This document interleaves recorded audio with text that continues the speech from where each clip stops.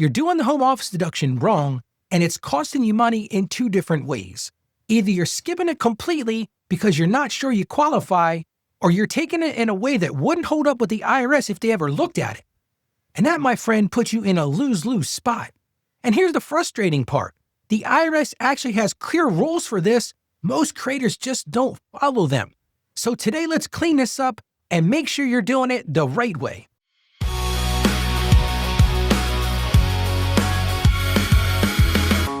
So here's what I'm going to show you today. First, I'm going to show you how to properly qualify for the home office deduction without guessing or without stretching the rules.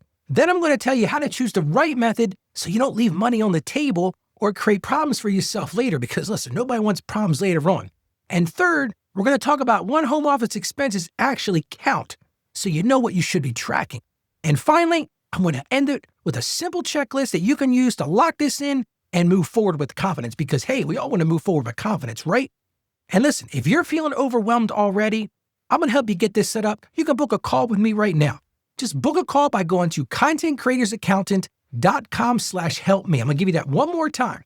That's contentcreatorsaccountant.com/help me. And we'll also put it in the show notes. And if you do that, we'll work on your particular situation together right from the start.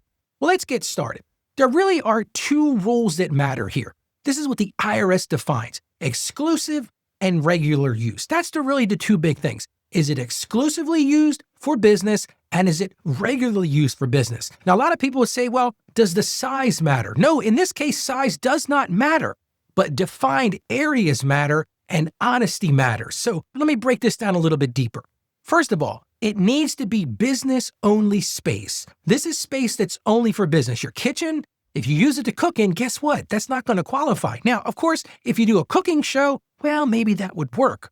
But if you're using a bedroom or using some other shared space, that doesn't work. That just doesn't fit with what the IRS is looking for. Now, here's the best part of this. Small spaces qualify if they're exclusive. So if you've got a particular room in your home, a lot of us content creators are doing this at home, or we've got a small area carved out. That is really the key, but it has to be exclusive and regularly used. And listen, honesty is the case here, not perfection.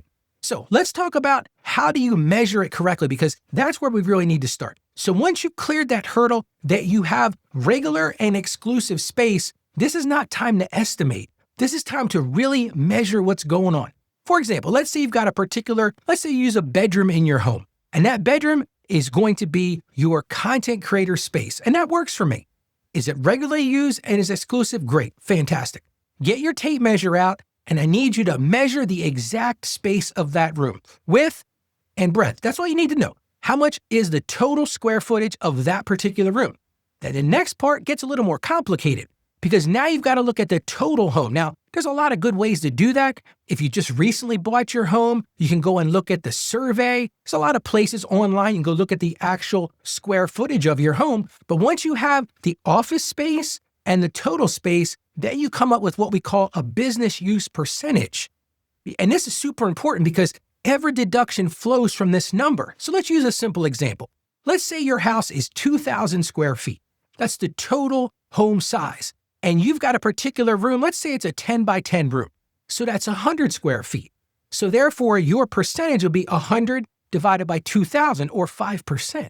And see, the more you can be accurate on this, it's going to drive everything later, and that accuracy is going to protect your deduction. So once you've decided, here's a regular and exclusive space, here's the amount of space, now you've got to decide, how do I make this deduction work? And there's really two options. There's the simplified method, and there's the actual expense method. Now, I don't have to spend a lot of time on the simplified method. You probably get the idea. It's simple, right? That's what it is. It's just a flat rate per square foot. The nice thing about this is it doesn't take a lot of record keeping. It's just bang, here's what it is. You've got this many square feet. Here's the rate per square foot. It's less stress, and it's a good starting point. But now here's the problem with that. The other option is what's called your actual expense method. So in my personal opinion, I would look at both of these. So let's talk about the actual expense method. This is where you've got that number for that business use percentage. In our example, we use 5%. And then what you do is you apply this to the real home cost for your particular house. And what generally happens, now it doesn't always happen, but generally happens when you use the actual expense method, your deduction's a little bigger. But here's the problem with that. You've got to have super clean records. You've got to document it all. It's simplified is easier, but the actual is potentially bigger, but only if you track it well. Okay, so now we've figured out we've got regular exclusive space, we've measured the space, and now we've decided on the method we're going to use. Well, now you're saying, Ralph, okay, that's great, but what expenses are included in this? And this is where clarity really matters, because expenses depend on the method. It's only expenses tied to the home. Now, if you're using the simplified method, it doesn't matter, because you're just going to take that square footage and use that percentage, use that number that they're giving you per square foot, then you're done. But if you're going to use the actual, then you've got to start understanding what goes into that calculation. So let's get into that. We'll talk a little bit about the main things that go into that. It's all of the expenses that are tied to your house. So think along the lines of your rent. If you rent or if you pay a mortgage, if you pay mortgage interest, either of those things are going to be added to this calculation. You also can add your utilities, things like electric and water, gas. And here's one that you might not have thought about, internet that's tied to home use. Now, this is one of those mixed use things. This is one you may want to allocate based on a percentage, not based on the home office deduction, but we could talk about that at another time. Another thing you can add to this is homeowners or renters insurance. Here's a quick tip. If you don't have either, make sure you've got that. But homeowners, renters insurance, because it's part of the home expenses, can be added to this to come up with that calculation. Another thing, if you own your home, you probably pay property taxes. Those property taxes can be used for this allocation as well. Here's what a lot of people don't think about. You also can add repairs and maintenance. Now, we'll talk a little bit later about specific repairs, but general repairs and maintenance to your house. Maybe you have somebody that cleans your home. Maybe you've got somebody that does the yard maintenance. All those things could be added to these total expenses to come up with that number that you're going to apply that percentage to. And last but not least, and this is not a completely exhaustive list, but any HOA fees, homeowners association fees, are also deductible. But if you're going to use the actual, then you've got to start understanding what goes into that calculation. Now let's talk about repairs, because I said I'd break this out a little bit, because repairs gets a little nuanced. Whole home repairs, you use that percentage that we talked about. So let's go back to our example. We use that 5%. That was 100 divided by 2,000, 5%. So if you're doing general home repairs, let's say, for example, you had a pipe break and you had the plumber come out and fix it, or you had some roofing done. Those are what I will call general home repairs. Those things you're allocating that percentage. Now, but here's the beautiful part. If they're repairs directly related to the office only, you might be able to deduct all of them. Let me give you a great example of that. Let's use our example. We had that bedroom that we were using for our content creation. It's basically our home studio, right? Well, let's say all of a sudden you have to replace the walls in there, or you've got to replace the flooring, or maybe there's some kind of issue with the ductwork. If it's tied directly to that space, then that repair is directly related to that space. You don't have to allocate that based on a percentage because it's just for that space, which gives you a bigger deduction. Now, here's what this does not include. A lot of people get hung up on this one. Do not include these things. Don't include your personal groceries. I'm sorry. If you're going to the grocery store or the farmer's market, that's not a general home expense that you can add to this. You can't add any furniture. Now, I'm going to break this out a little bit. If the furniture is used in that exclusive space, then that may be a deduction, but furniture for the house, again, that doesn't go into the cost of maintaining the house. Now, if you've built a studio, maybe you've got a cool setup like me, or you've got a couch or some chairs, if that's directly related to the content creation, that's deductible. And basically, big up thing, anything that's upgraded to your house, not related to the office, those things would also not be deductible. If it's not tied to the home, it's generally not deductible. So the big deal here is you're coming up with that business use percentage. Again, you take the square footage of the room you're doing and the square footage of the home. We came up with a number. That's our business percentage. And then and I'm going to give you some examples here in a minute. And that's where you take all of those costs that you added up and apply that percentage. So here's an example. Let's say we bump it up a little bit and we say we're going to have a 10% off as example. So maybe in this case, you've got a 200 square foot exclusively regularly used business only place on a 2,000 square foot home. You got 10%.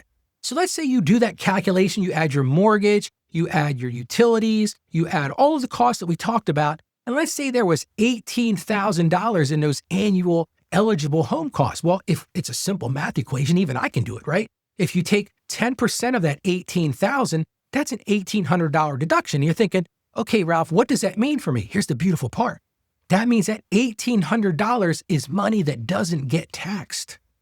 And that's a good thing. Who wants to pay more taxes? Pay your fair share, pay what you're supposed to pay. Don't try to short Uncle Sam and you're going to end up in jail like Al Capone. That's not what I'm telling you to do. But you can do this and it's a big tax savings. Use round numbers to do this. Now, let's talk about what I told you at the beginning. I was going to give you a do this next checklist. So let's get right to it. Sort of a recap of what we covered today. Choose an exclusive space. Remember, it's got to be always exclusive and regularly used. If it's mixed use, that's not going to work. I'll give you a great example. I was representing a client one time in an audit, and they had an office and home deduction. And they said, oh, Ralph, this is the only time we use this. It's great, all these kind of things. Well, they ended up getting audited, and the auditor asked for pictures of the space. And I said, well, this shouldn't be too hard. So they saw a desk in there, they saw a computer, they saw printers. And then the auditor on the side said, wait a second, is that a bed in there? And I didn't have a chance to talk to my client ahead of time. And the client says, oh yeah, when my grandkids come over, that's where they stay. Unfortunately, not exclusive use, and they lost that deduction.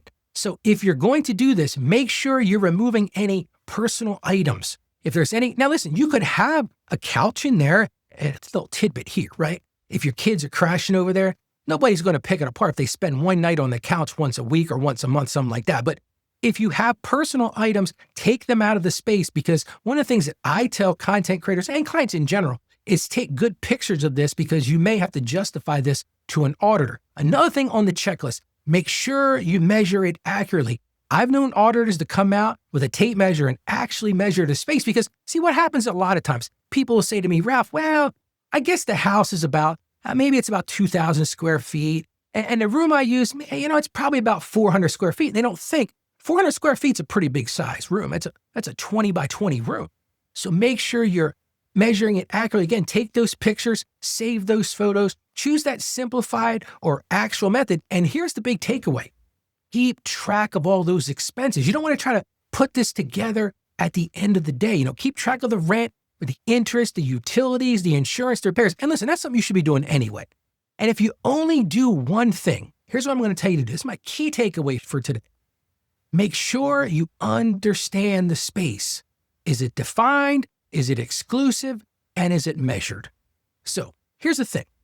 I want to help you get this set up correctly. If you're interested in working with me directly, like I said, you can go to contentcreatorsaccountant.com/help-me. Again, that's contentcreatorsaccountant.com/help-me.